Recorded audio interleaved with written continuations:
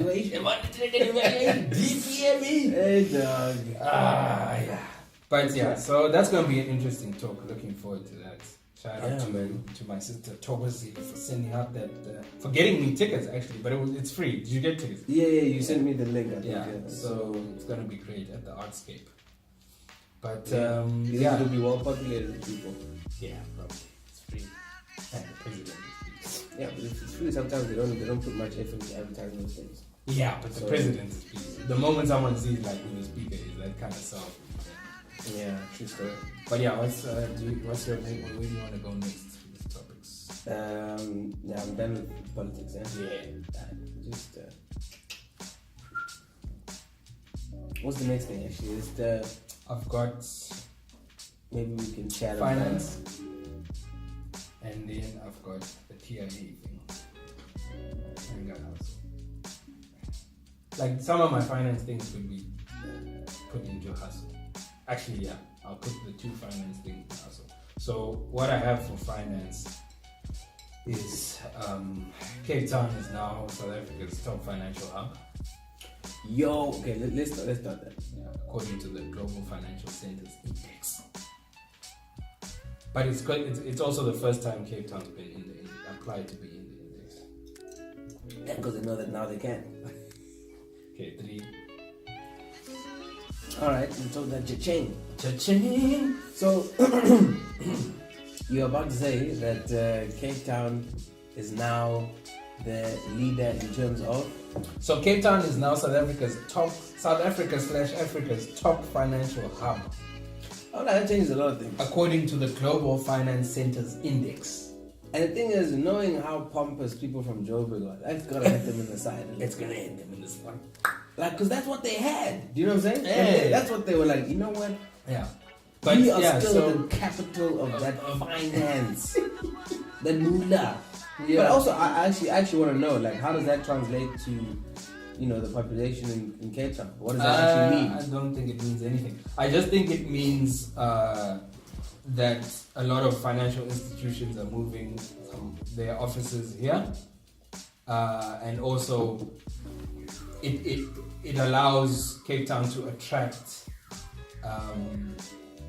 higher quality.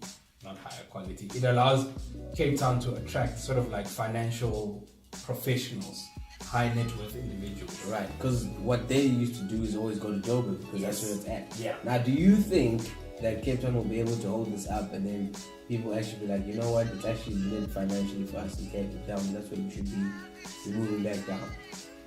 Probably, but I just also hope that it means that Cape Town starts getting some better salaries for people in the financial sector. Like they need it though? Yeah, because you have a lot of people in the financial sector going to Joburg because they're not getting what they want. But do you think? Okay, I don't know about this, but like, is it as deep as that?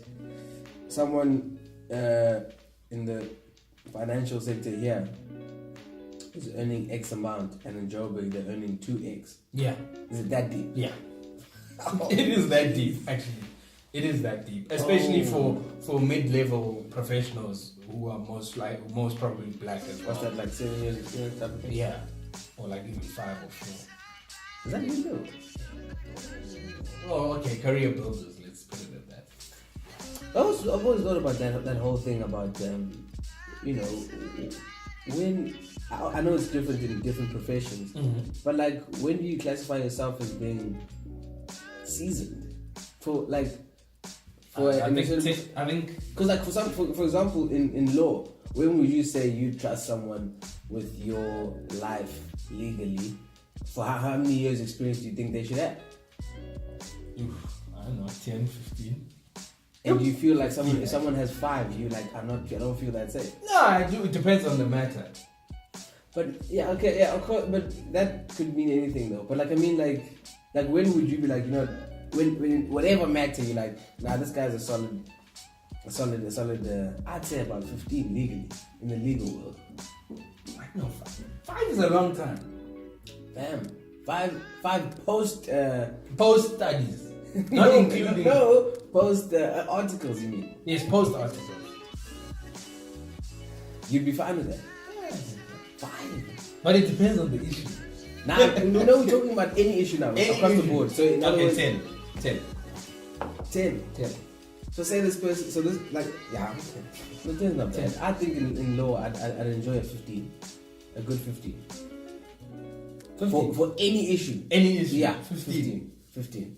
Okay. I think 10 because, maybe they're a bit more, a little edgy. And what about someone, you see, that's the thing. What about in IT, dog? IT changes so fast, man. So that's what I'm saying. So in that profession, does it not even matter how much experience you got? No, it does. But why? Because things change so. Like, in other words, the stuff that you might have been doing 5 years ago, not even. That's why I'm saying you can't ask this question so outright because it's case specific. That's why we're talking about industry specific, right? Yeah. No. Yeah. We're talking about what? What is it? SMEC? What is it called? SMEC. Yeah, science, mathematics. No. STEM. Sorry. What am I saying?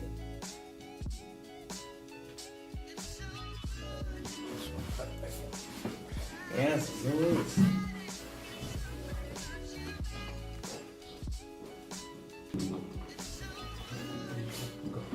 So STEM is science, tech, engineering, and manufacturing, mates. But this is easily Googleable. Yes, Googleable. That's another word, man. That I heard because I was watching a just sidebar. I was watching an interview on the Breakfast Club, and Kevin Hart mentioned the word. Yeah, they were talking about facts and things. He's like, "Yeah, this is all Googleable." Googleable. Yeah, is that actually a word? Science, technology, engineering, and mathematics. Mathematics. Yeah. So those are like the most important sectors, really. Yeah. You know what I mean? Well, I mean, it's arguable from some people. Yeah. But yeah, anyway, what were we talking about? We were saying, just because, we were saying how actually I forgot what we were saying. Yeah, well, let's shift on to the hustle. Oh, yeah, you got some hustle? I've got some hustle. Oh, yeah?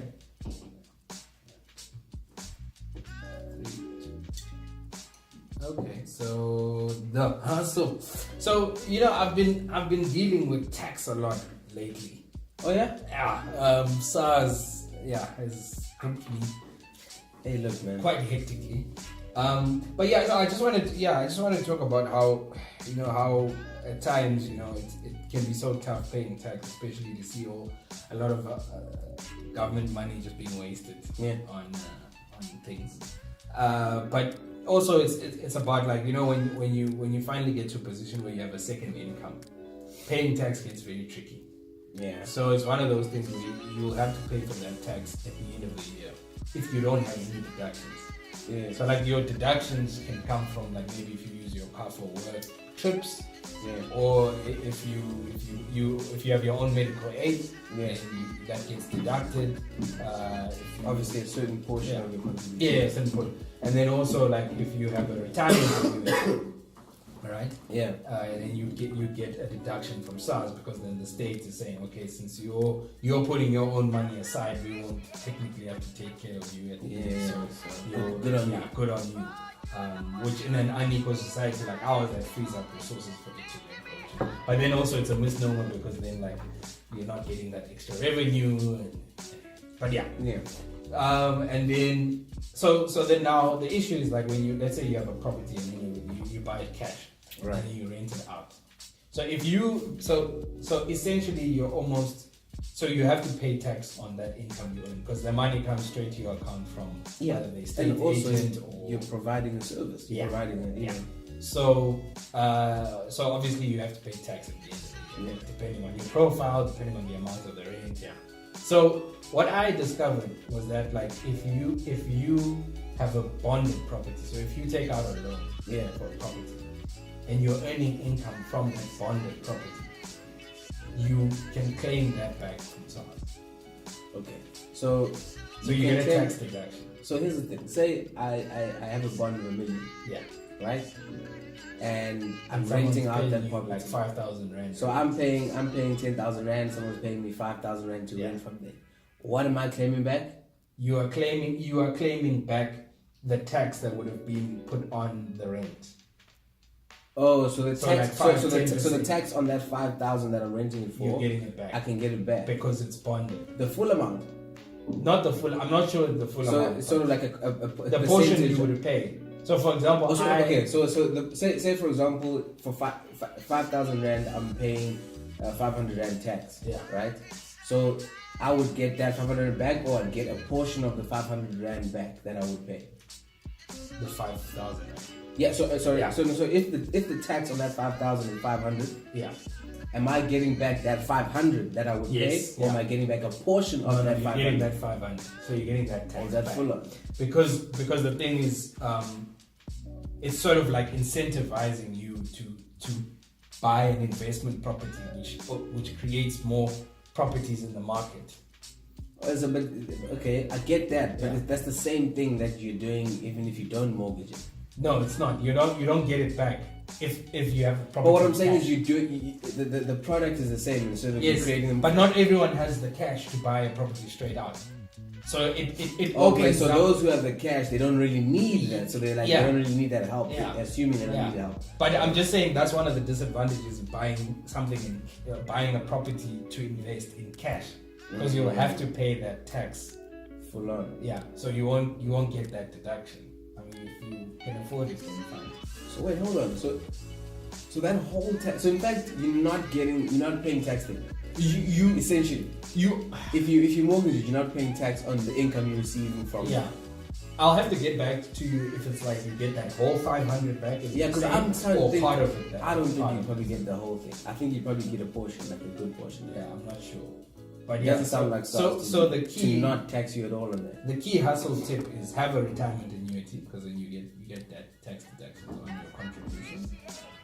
And also, if you want to buy an investment property, like at least half finance half of the cost. But again, sometimes those retirement annuities, it's also like, right, you have a retirement thing, but what if you don't envision that retirement annuity being your retirement? Like, what if you invest in other things? Like, invest in Yeah, no, I'm not properties saying. again. Yeah, I'm saying. So, like, yeah. is it worth it to get a retirement annuity just for the sake of getting a deduction? Well, if you want to reduce your tax footprint. Like, I was thinking about recently, like, I have income protection. Like, yeah. Like, why? Yeah, why? You must tell us why. No, I mean, the thing is, look, it was sold to me very nicely, like, in terms of, like, if anything pops, anything happens to me. Yeah, I can- they I always can- sell it to you very well. Yeah, but like, I mean, like, even if I'm sick or something for like more than a week, like those weeks or whatever, I can get that money. But I don't know, man. But it also invests in like a thing. Yeah, so I mean, just these little tips and tricks of SARS is just important to know. Yeah, because recently, actually, I was speaking to my lady because she's in the management accounting field and stuff. So we were just chatting about like tax and all that stuff. And because my thing was like, okay, so basically you only pay, so say you're purchasing a property, you pay duty Yeah. on property that's over 900,000, Yeah. right? Yeah. So, yeah, that's over 900,000, which is, okay, it's cool, it makes sense. And then, so my other thing is that, like, we're looking at, so in sale agreements, some people say, no, look, you have to use these attorneys. Yeah. And these conveyancing attorneys, so they gave us like a fee code or something, right?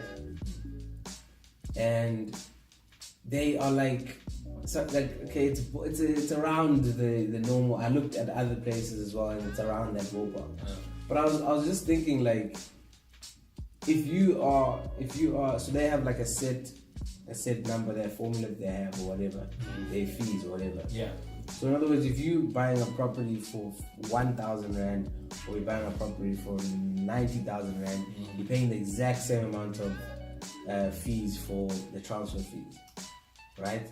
If you're buying a property for what? Like 1,000 rand or like 90,000 rand, for example. Yeah. So like this one law development firm or whatever, they as soon as it gets above 100,000 or something, then they bump the cheese up in their fees. And I was just sort of thinking about, like, we do that as well as planners, you know, in our fee codes, the value of the property, all it takes, you take that into account. Yeah. But I was thinking it's the exact same amount of work that you do. Yeah, but it's just that because of the value of the higher value property, yeah. You know? And I was just thinking, like, ethically, what is, like, you know, is that... It's messed up. Well, it's not messed up because, like, the property is of higher value, thus you are doing higher value work. Even though it takes the same amount of energy. Because here's the thing, you could have a property that's... So say, for example, you have a property that's valued at 100,000 Rand, and the reason why it's valued at 100,000 Rand, it should be valued at like 3 million, but because there's a gang load of servitudes on there, there's title deed conditions, like there's a lot of things that people don't want to mess with, so no one's going to buy the property, that's why the value just low down, like stuff like that. So if you use the formula you'd use to make a quote or something, it would be a lot less, but that has a lot of issues on it. Do you know what I'm saying? So then you're screwed in a way when you're working on that. Yeah. You know what I'm saying? Yeah, it's one of those. Because there's some properties that are valued at like 30 million, but like it's actually easy. The stuff that they want to do is actually easy, and you can just work around it. Yeah. It's just one of those things. It almost feels predatory in a way, but it almost feels like just because you got the property's worth more, you must charge more.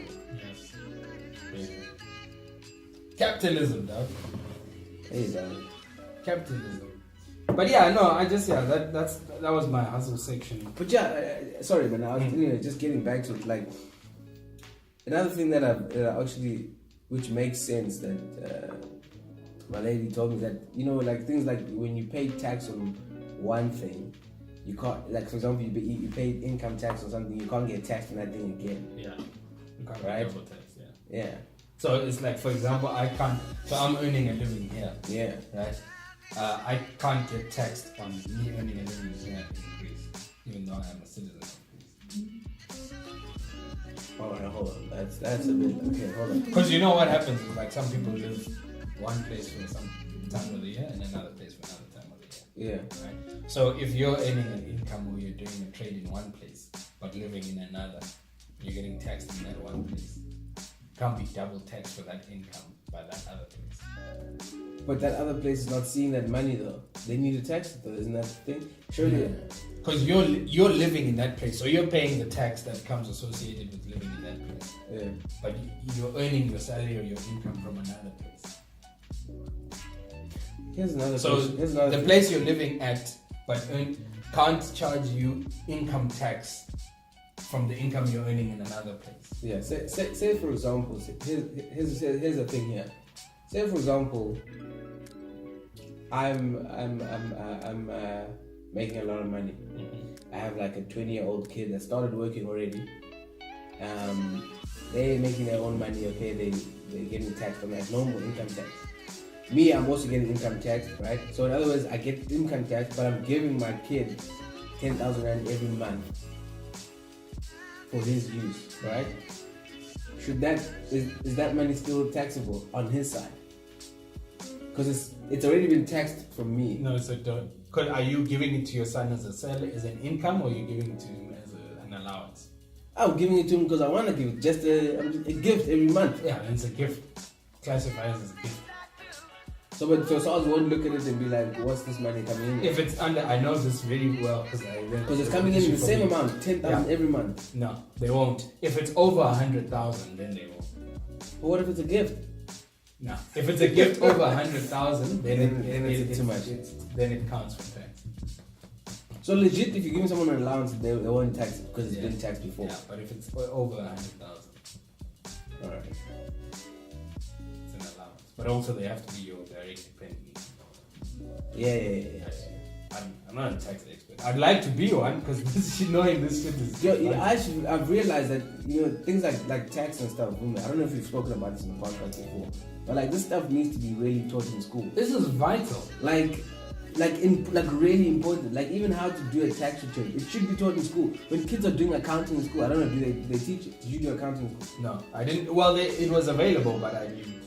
So no. No. So what I'm saying is like, I don't know if they got taught about how to do an income tax return or whatever. Like, because I remember accounting, me failing it and everything. But like, I remember like you just got taught debit and credits and all these things, you know. But you don't get taught like day-to-day life things that you need to know. Like if I'm not an accountant, right? But there's still things I need to know about, you know. So that's the type of stuff I'm like, why am I only learning about how tax returns when I'm, you know, eligible to pay tax? That's true. That's true. All of this tax, like these are vital things. Like budgeting, just things like budgeting as well. Like I don't know, just normal day-to-day how to live. You know what I mean? Yeah. Because some people they live beyond their means and they don't know that they live beyond their means because they just don't have a budget. And they're like, oh, but I make, for example, they'll say, no, but I make 40,000 rand a month. Why am I struggling at the end of the month? Do you know what I mean? Mm-hmm. Because they don't know how to use money or how to work with their money. Yeah. No, financial literacy is important. It's really important, especially in like societies like where you have access to a lot of credit. It's very important. But yeah, man, that's what I've got for this week. We're talking about finance then. Oh, we're talking about hustle. We switched to hustle because it's more of a hustle thing. Yeah, but also finance, so we make. Yeah, so we okay. But yeah, man. I just wanted to bring something else up. Maybe let's just have a segment called extras. Extras. Just for now. Alright. Just extras. Alright, okay. Alright.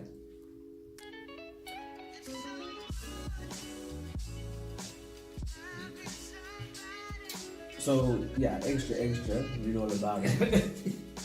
So dog, this stuff I know we alluded to it earlier. The stuff happening in schools, like this violence that's happening. Like what the hell is that? Is that it? What's that about?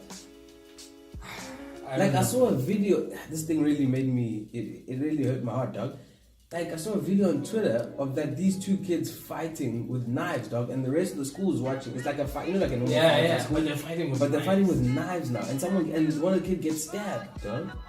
Really? Yeah, and he's like starts looking away, like run and going. Like, how is this? Like, how are these weapons? Like, do we have to be like the States now and have metal detectors in schools? I don't know, man. I think society is just so violent sometimes. I don't know. Like, I don't understand. There was that video of that pupil assaulting that teacher on the bus. Another teacher was stabbed, killed as well. Like, and killed, dog. What's gonna happen now? Who's gonna teach in these areas that need education the most? Teachers gonna be afraid to go. You know, like what the hell? Kids will be like, no, I'm not gonna go there. Kids are out here around, like teachers everywhere. Now you need to have security guards in school. You know that that's what you're gonna have to have now. Yes. Armed security probably, or what? Like, I don't know, man. I think people just deal with so much shit in their lives that they just lose their minds at some point. Like, I mean, I just watched this Ellen Blakey's movie. Okay. Yo. Who's Ellen Blakey, though? She was a lady that killed her drug addict son. Yeah, so in 2007, and she got acquitted. She got acquitted? Yeah, because she was found not guilty. Or was it like self-defense? No, she literally murdered her son. On purpose, like premeditated? Yeah. She said it. She pleaded guilty. So how was she acquitted? So because this lawyer apparently took up her case and was like, you just lost your mind. The state failed you. So the son was a drug addict, yeah. And he was literally abusing. Like he would assault her, steal all their money, steal their house belongings. Basically a crackhead. Yeah. And he was cleaning them out every time. They tried to get him into rehab. They tried to get him into. They tried to send him to the cops. They tried sending him to the hospital. Nothing worked, and it was just getting worse and worse and worse. So the murder was a last resort type of thing. And she killed him. But also because the way they framed it was that, like, she had been abused so much throughout her life. Is this the lawyer or this is The mother? No, I'm saying is this who framed it? Like Yeah, the lawyer and the psychiatrist. Okay. She had been abused so much in her life for 40 years. And she was a very chilled person. Like, she was not violent in her nature. Yeah. And then this one moment, Was a all that cracking abuse just came out. It was the last. It was the what's it called? The camel that broke broke the back. straws back. Yeah, that movie was so deep. People should go watch it. It's Is a it local like production. But is it like so it has actors and stuff? Yeah. It's not a documentary, but it's like based on a true story. Alright, do you think South African movies get marketed enough? I think lately they've started to become a bit more I haven't seen More anything. popular. I haven't seen anything on Oh. social media and stuff. catching feelings. No, that's all I've seen though. But that's because that's a Netflix movie. No, well, now we discovered, but before that we didn't know Netflix movie was still popular. Yeah, because it had good marketing. Yeah, that's what I'm saying. What I'm saying, there's been so many And movies. then there's man. the Five Fingers of Marseille, those cowboy thing. I have not watched that. Inweba. I have not watched that. You should actually. That's good. Yeah, I'm sure it is, but I have no desire right now. You see, But that's the thing. People don't support local movies, man. they need to be good movies. You see, this is the Here's- bullshit here's- everyone here's the says. thing. If Netflix puts it on their list, I'm You gonna say go watch it. don't do that, dog. Like there's another movie I want to watch now. But okay, hold on, let me tell you something. It's not that hard to market on social media, right? I agree with you there. Just market on I social agree with media. you there. But it's also people don't consume local content because they think it's shit. And that's what it is, because it's actually. Hey dog, do you know how much we consumed Panic Mechanic?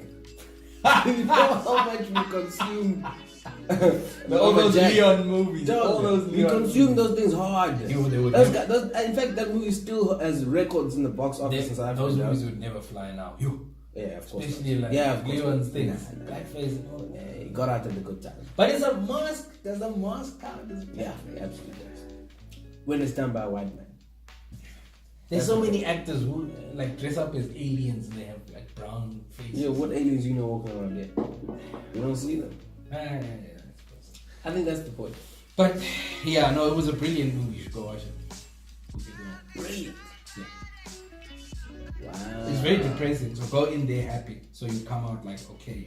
Not like don't go in depressed and you come out like crying. It's very hectic.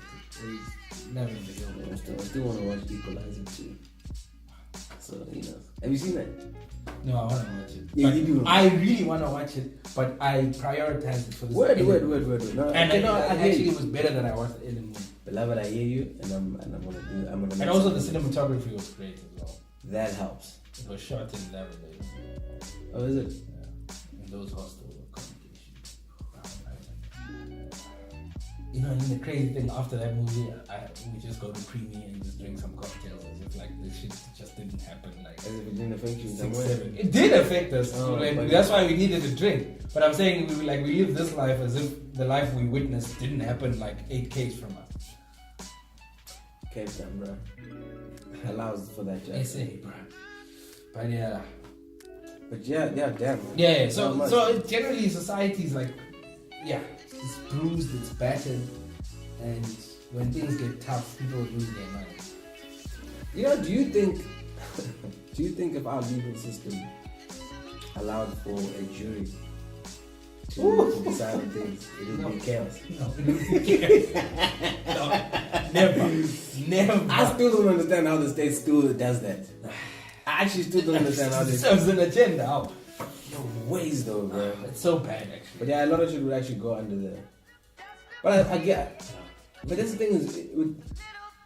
Because they're not your peers. They are not your peers. Yeah, that's and also, it's more resource intensive because you have to interview all the jury members and Yeah. they get You have filtered. to make sure they're not biased. Or And then the lawyers have to choose which one they want. So it's actually also very skewed because like there's all sorts of levels of bias that goes through when you choose.